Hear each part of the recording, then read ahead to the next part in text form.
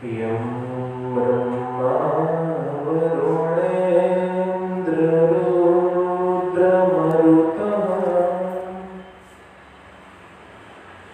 स्तुवन्ति दिव्यैस्तवैः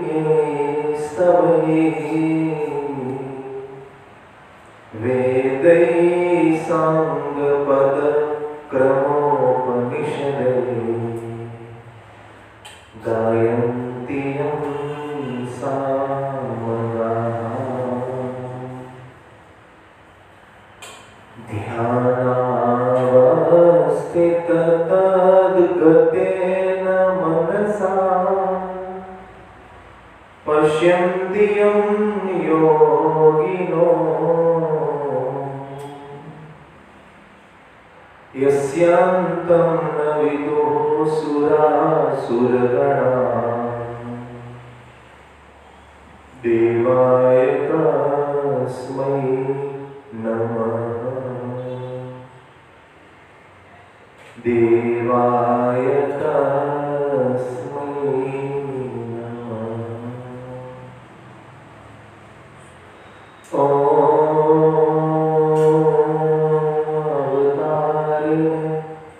श्री स्वामी नारायणाय नमो नमः।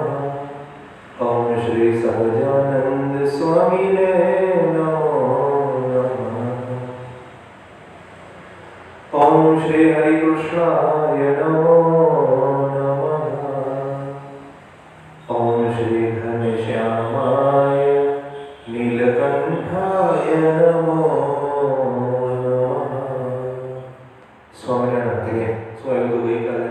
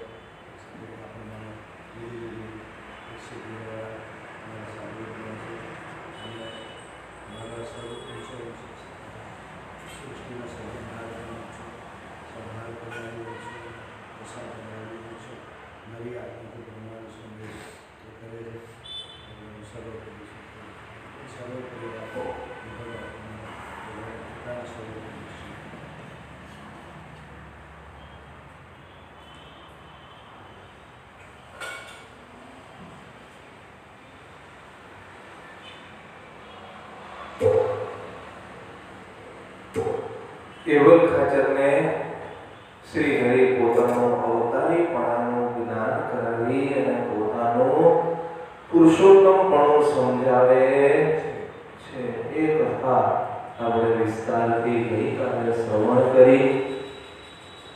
સદગુરુ ચૈતન્યાનંદ સ્વામી કહે છે, હે અમરા ખાચર, એક સમયને વિશે શ્રી હરિએ તમારા પિતામહ કેવલ ખાચરને પોતાના પ્રતાપે કરી અને ભયંકર કાળના મુખ થકી સત્વરે રક્ષા દ્વારા બચાવ્યા હતા. સુખમુનિ કહે છે, રાજન મુનિવર્ય ચૈતન્યાનંદ સ્વામીનું આવું વચન અમરા ખાચરે સાંભળ્યું ત્યારે અમરા ખાચર ખૂબ રાજી થયા. ગુરુરાજ ચૈતન્યાનંદ સ્વામીને કહે છે કે હે યોગીરાજ, શ્રી હરિએ મારા પિતામહ કેવલ ખાચરને કાળના મુખમાંથી કેવી રીતે છોડાવ્યા હતા એ ચરિત્ર હું સાંભળવાની શ્રદ્ધા ધરાવું છું, માટે આપ મને એ ચરિત્રની વાત કરો. ચૈતન્યાનંદ સ્વામી અમરા ખાચરને મુમુક્ષુ જાણી એના ઉપર રાજી થયા અને કહેવા લાગ્યા કે હે રાજા, તમે નિર્મળ અંતઃકરણ વાળા છો. ભગવાનના ચરિત્ર લોકોનું કલ્યાણ કરે છે, મંગલનો વિસ્તાર કરે છે, માટે તમારો પ્રશ્ન પણ મંગલનો વિસ્તાર કરનારો છે. શ્રી હરિના ઐશ્વર્યને જણાવનાર સુંદર વૃત્તાંત હું તમને મુમુક્ષુ જાણી અને કહું છું. તમે તે વૃત્તાંત સદબુદ્ધિવાન થઈ એકાગ્ર ચિત્તથી શ્રવણ કરજો. કથા તો બધાય સાંભળે પણ એકાગ્ર ચિત્તથી કોઈ શ્રવણ કરતું નથી. એટલે આજે ગઈકાલે શું આવ્યું આજે પૂછીએ તો કઈ ખબર હોતી નથી. કારણ કે કથામાં તો બેસીએ છીએ પણ કથા આપણામાં બેસતી નથી.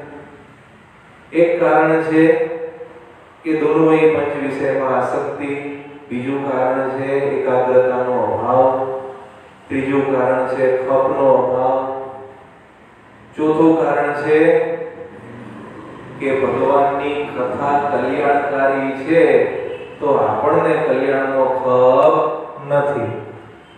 કલ્યાણનો ખપ હોય તો બધું થાય અને કલ્યાણનો ખપ ન હોય તો કાંઈ થાય નહીં.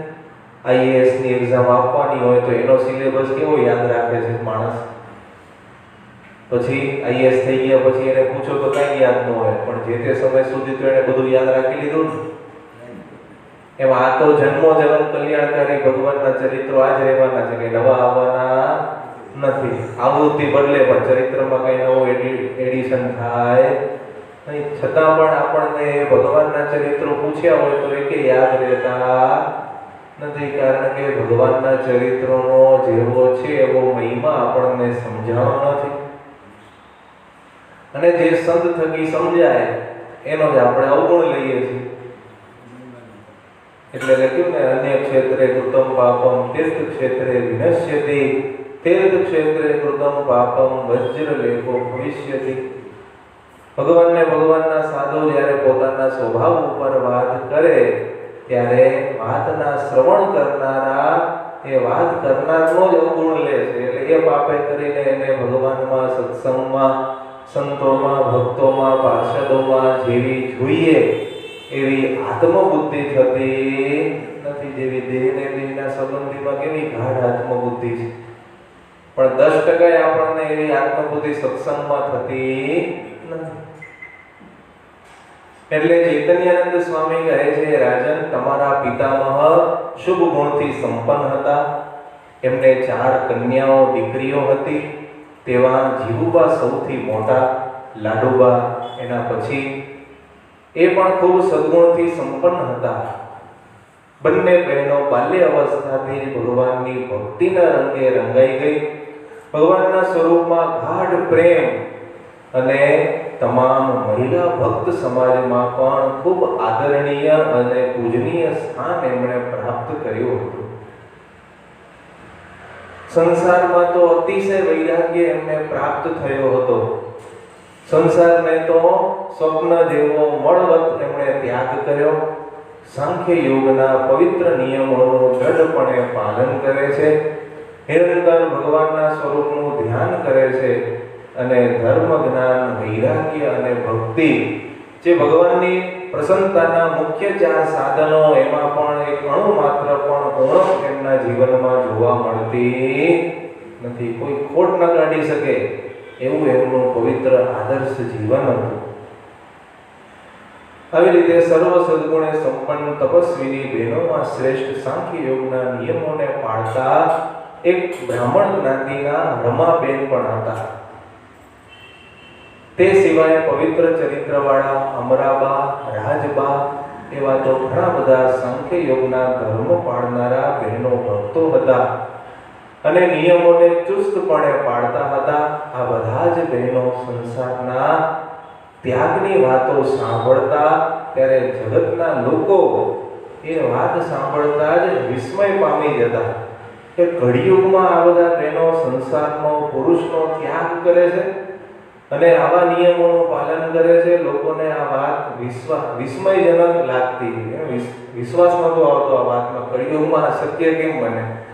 કારણ કે જે ભગવાનથી વિમુખ હોય એને આ બધું કઈ રૂચે નહીં, સમજાય નહીં. કારણ કે આ તો આધ્યાત્મિક માર્ગ છે. આધ્યાત્મિક માર્ગમાં ચાલવું અને સંસારના માર્ગમાં ચાલવું બે વાત આખી જુદી છે. સત્સંગમાં ધર્મ, જ્ઞાન, વૈરાગ્ય, ભક્તિ રૂપી સિલેબસ છે અને સંસારમાં કૂળ, કપટ, છળ, દગા, પ્રપંચ કરવો, છેતરવા, આ બધું એનો સિલેબસ. એટલે બેયના માર્ગ આખા અલગ છે. એટલે આવા બેનો ભક્તો સંસારનો ત્યાગ કરી અને પવિત્ર નિયમ પાળતા હતા. એટલે જે સ્વામિનારાયણ ભગવાનથી વિમુખ દુર્બળ બુદ્ધિના લોકો ગઢપુરના હતા, એ બધાએ વારંવાર ઉપાધિ કરતા. એનાથી આ બધું જોયું જાતું નહીં. એક વખતની વાત છે, ગઢપુરમાં તે વાત લોકવાયકાની રૂપમાં પ્રસરવા લાગી. દેશો દેશમાં અને ગામે ગામે જગતના લોકોના મુખે કાયમ થવા લાગી કે દરબાર એવલ ખાચરે પણ તે બહેનોના સંસારના ત્યાગની વાત સાંભળી. કોઈ પણ પિતા દીકરીને સંસારમાં જોડવાનો આગ્રહ રાખતા હોય, સાધુ થવાનો કે સાંખ્યોગી થવાનો આગ્રહ હોય નહીં. એવલ ખાચરને પણ સમાચાર મળ્યા એટલે એના હૃદયમાં દુઃખ થયું. ખિન્ન હૃદયથી વિચાર કરે છે કે અરે મારી ફૂલ જેવી કોમળ બે દીકરીઓ બાલ્ય અવસ્થાથી આવા કઠણ સાંખ્ય યોગના વર્તમાન નિયમો પાળે છે. આ તો કળિયુગમાં અતિ દુષ્કર કાર્ય છે. પવિત્ર વ્રત પાળનારી તપોનિષ્ઠ આ બહેનો સાંખ્ય યોગના વ્રતને પાર કેવી રીતે પાડી શકશે?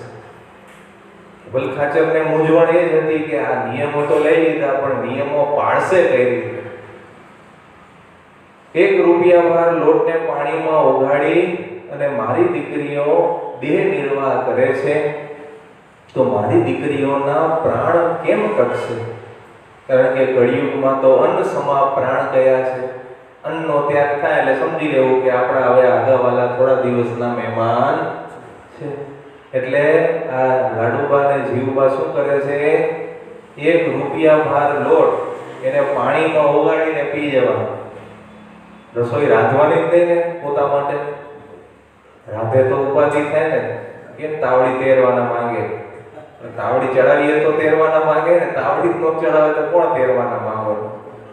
એટલે આવી રીતે અતિશય ત્યાગ વૈરાગ્યથી એમનું જીવન દીપી ઉઠ્યું. પણ પિતાને દીકરીની ચિંતા થાય છે અને બીજી પણ લોક અપવાદની પણ ચિંતા થાય છે. સમાજ શું કહેશે? સૌથી મોટો આ જગતમાં ચિંતાનો વિષય આ જ નડે છે. સમાજ શું કહેશે? બસ આમાં ને આમાં જિંદગી આપણી પૂરી થઈ જાય. દીકરીના લગ્ન 5 લાખમાં કરવાના હોય, પણ સમાજ શું કહેશે એની ચિંતામાં 10 લાખ ખર્ચો કરી નાખે. સમાજમાં દેખાડો કરવો છે. એટલે હેવલ બાપુને મનમાં શું વિચાર થયો કે ગઢપુરમાં મારી ચોક્કસ અપકીર્તિ થશે. આ કેવો બાપ છે કે દીકરીઓ ઉપર પ્રેમ રાખતો નથી, નિષ્ઠુર થઈ અને આવા નિયમો પડાવે છે. માટે હવે હું આ બધી બહેનોની હત્યા કરું, કાં તો પછી સ્વયં આત્મહત્યા કરી લઉં. શું વિચાર કર્યો? કાં તો એમને માર નાખું, કાં હું મરી જાઉં, તો જ આનો મારે અપકીર્તિ જોઈતી નથી. આમે સત્પુરુષો મોટા સંતો પણ એમ કહે છે કે જીવવું તો કીર્તિવાન જીવન જીવવું, અપકીર્તિ વાળું જીવન જીવવું નહીં. એના કરતા તો મરવું જ મંગલકારી છે. હેવલ ખાચરનું શરીર અને મન ક્લેશ રૂપી દાવાનળથી બળવા લાગ્યું.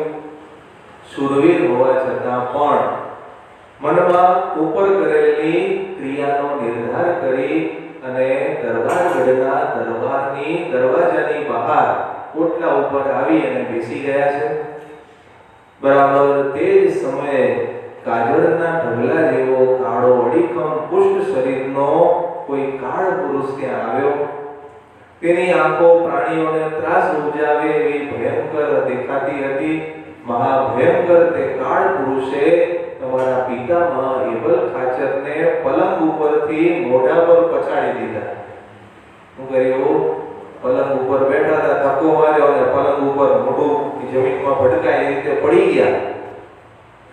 અને પછી તો તેમને પકડી અને ઝડપથી આકાશ માર્ગે ચાલવા લાગ્યો. પોતે ભેટ વાળીને સજ્જ હતા. શરીર ઉપર પણ હથિયાર ઘણા બધા બાંધ્યા હતા. તે પણ એમણે જોયું. ચહેરા ઉપર ક્રોધ વ્યાપી ગયો. વીર રસથી યુક્ત હતા. છતાં પણ હેવલ ખાચર કાળ રૂપ સર્પને દેખવા માત્રથી ભયથી આકુળ વ્યાકુળ થઈ ગયા. હેવલ ખાચર કાઠી લોહી ગરમ હતું, હથિયાર બંધ હતા, તો એ કાળ પુરુષ જ્યારે દેખાણો ત્યારે એનું કાંઈ ચાલ્યું નહીં, ઉલટાના એ ભયમાં આવી ગયા. કાળ સર્પ એકદમ કાળો હતો, ક્રૂર હતો, તેનું શરીર ઘણું લાંબુ અને જાડું હતું. તેનો નીચેનો હોઠ જમીન ઉપર હતો અને ઉપરનો હોઠ જાણે આકાશમાં વ્યાપેલો હોય તેવો વિશાળ દેખાતો હતો. મોઢાના ગલોખા ગુફાઓ જેવા વિશાળ હતા. ફાટેલું મોઢું ઘણું ભયંકર હતું અને એનો શ્વાસ તો જાણે કઠોર પવન ફેંકાતો હોય, જેમ આંધી આવી હોય એમ એનો શ્વાસ ઉચ્છ્વાસ થાય તો એવો પવન ફેલાતો.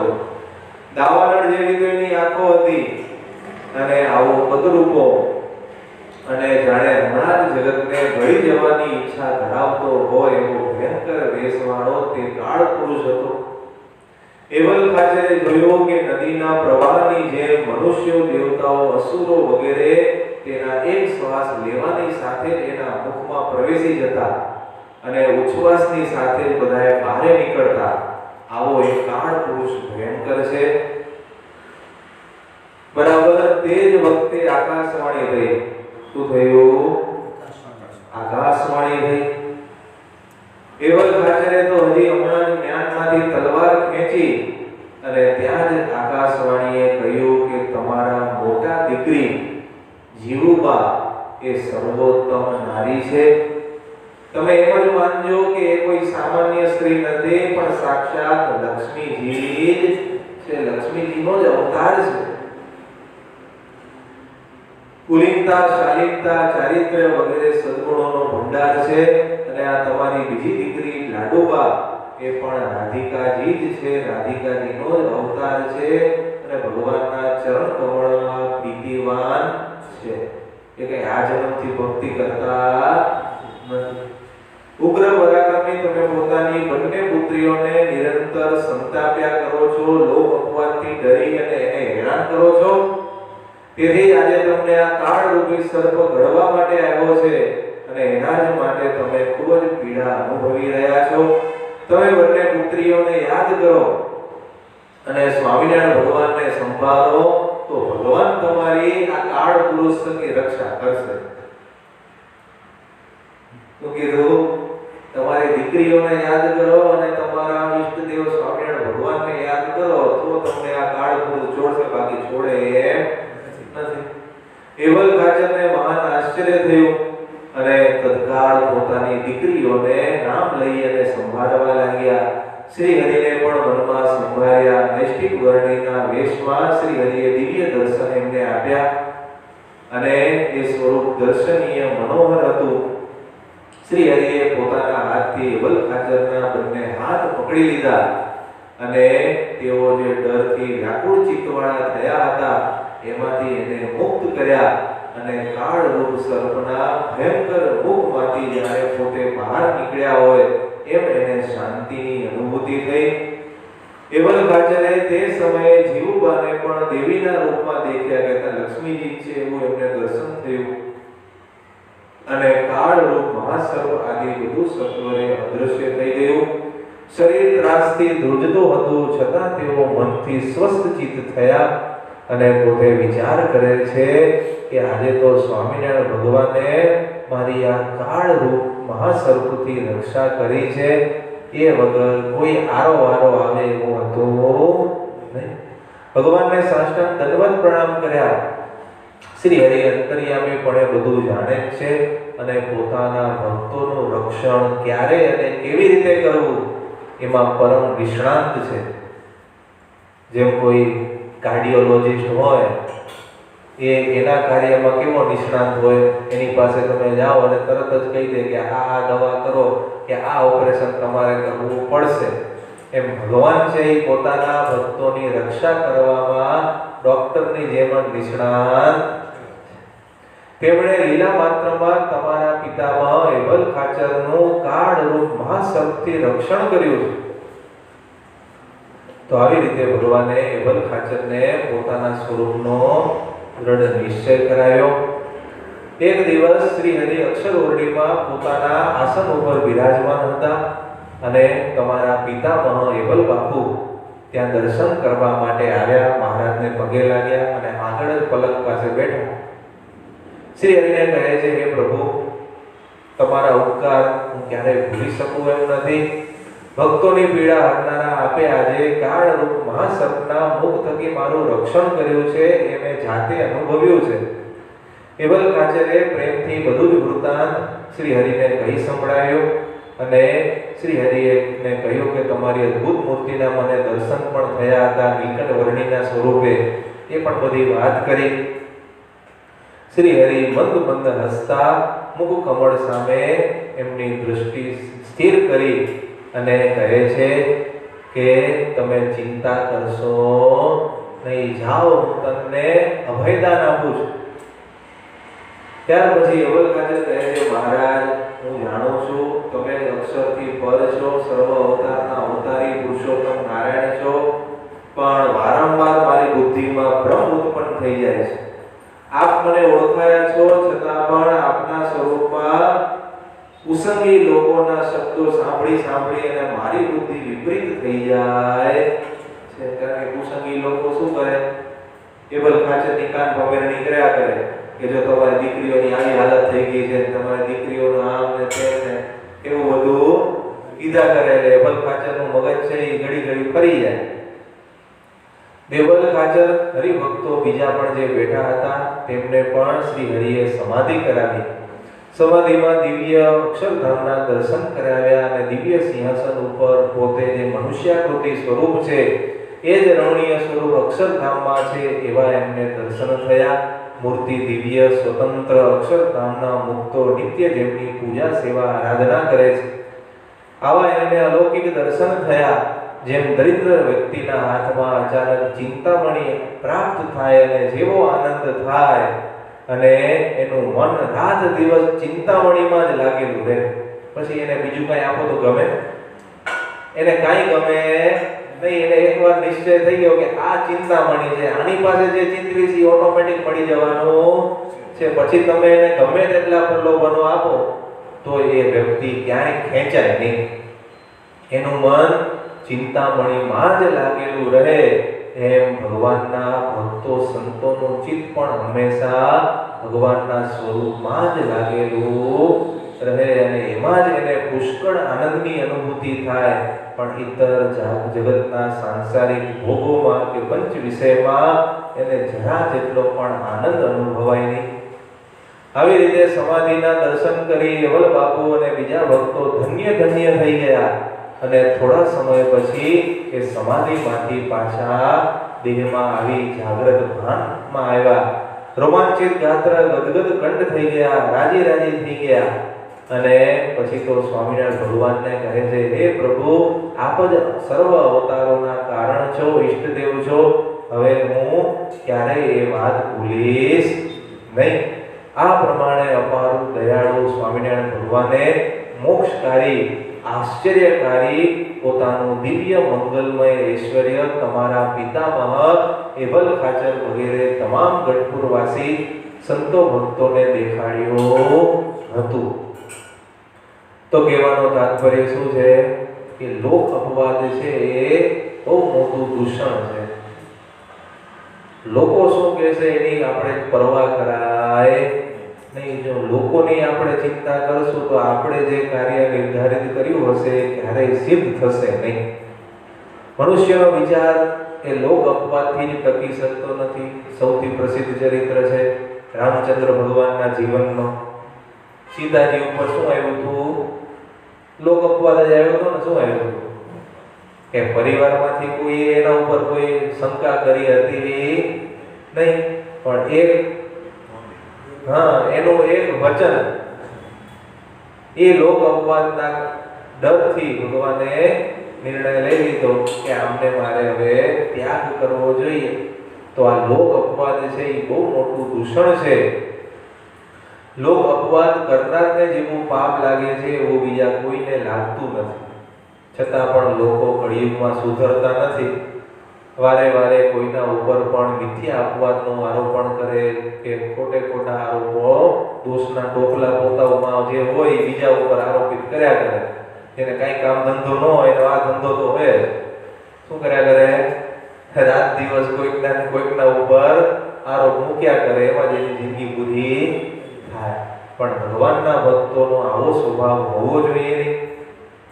ત્યાર પછી ચૈતન્યાનંદ સ્વામી કહે છે, શ્રી હરિને સંતો અતિશય વાલા છે અને આશ્રિત સંતો ભક્તોનું મેં પૂર્વે કહ્યું એ પ્રમાણે રક્ષા કરવામાં નિષ્ણાંત છે.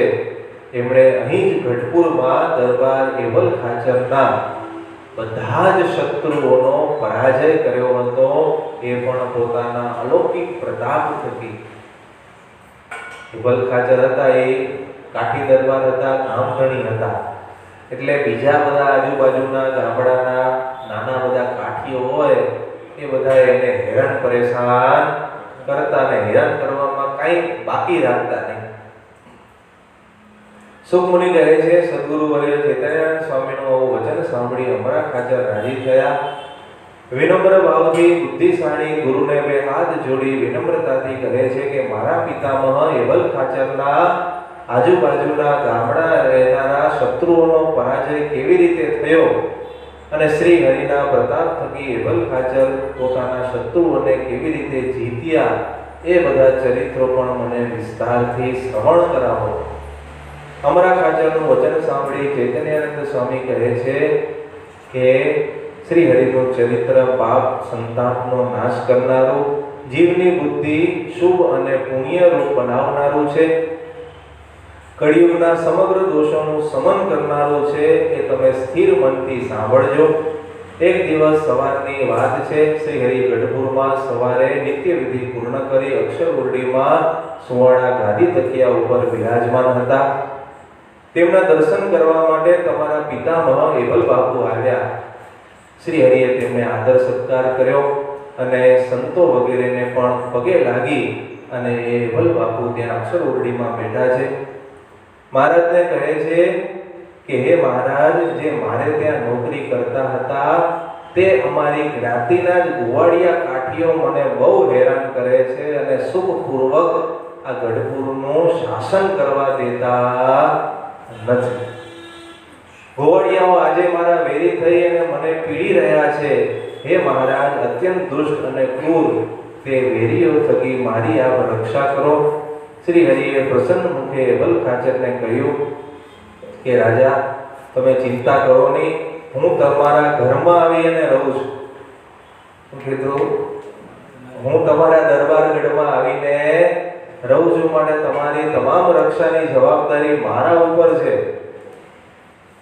એક વખત ની વાત છે કે ભગવાને એમને કહ્યું કે હું બળદગાડીમાં બેસીને કરિયાણાથી ગઢપુર આવતો હતો. કોણ કહે છે? શ્રી હરિ. વાવડી અને કીડી આ બે ગામની વચ્ચે રસ્તામાં મેરામણ અને જેઠો આવા બે કાઠી ગોવાળિયા ત્યાં આવ્યા. તે વખતે મારી સાથે અલૈયા ખાચર, ભગુજી, રતનજી, હેરાભાઈ, સુરવીર મિયાજી, કરીમજી આ બધા પાર્ષદો સાથે હતા.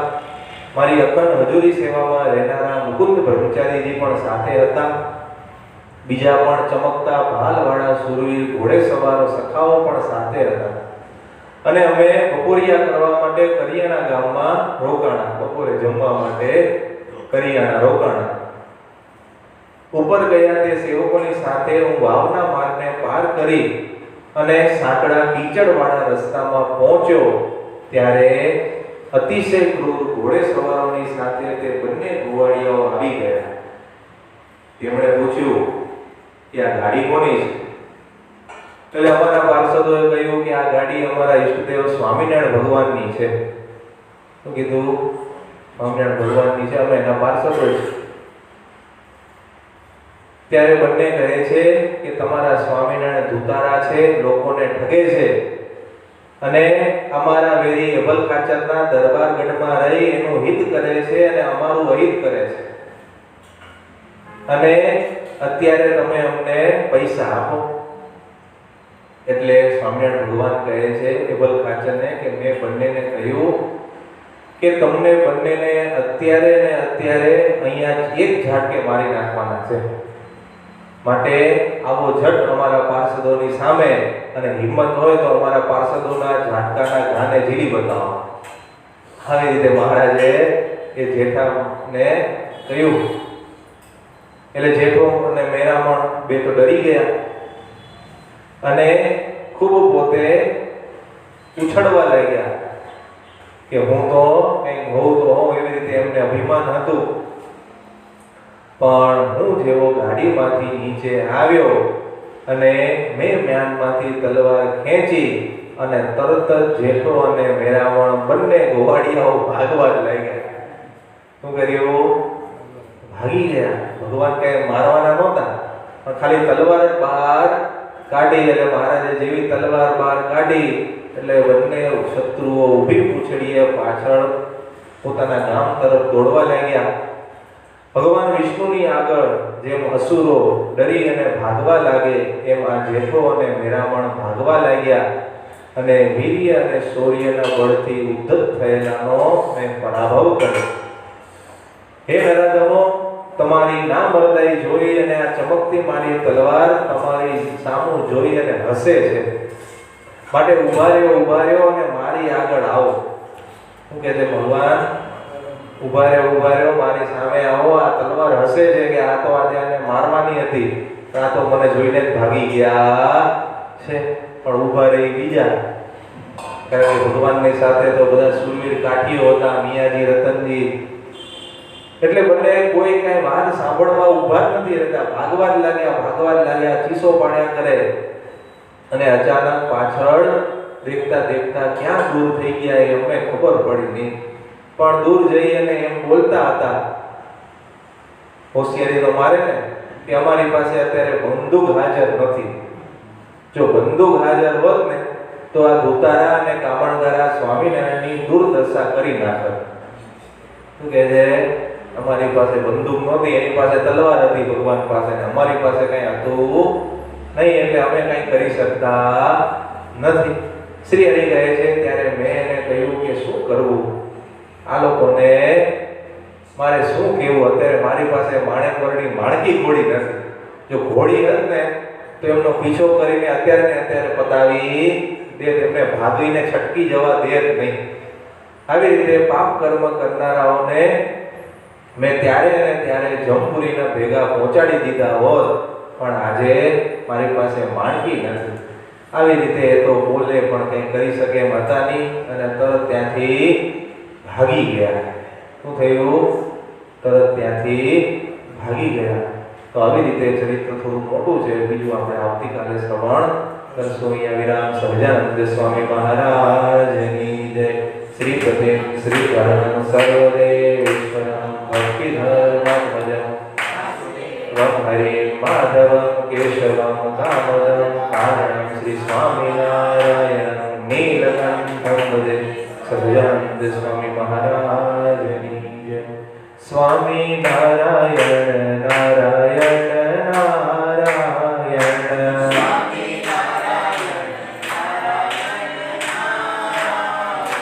સ્વામી નારાયણ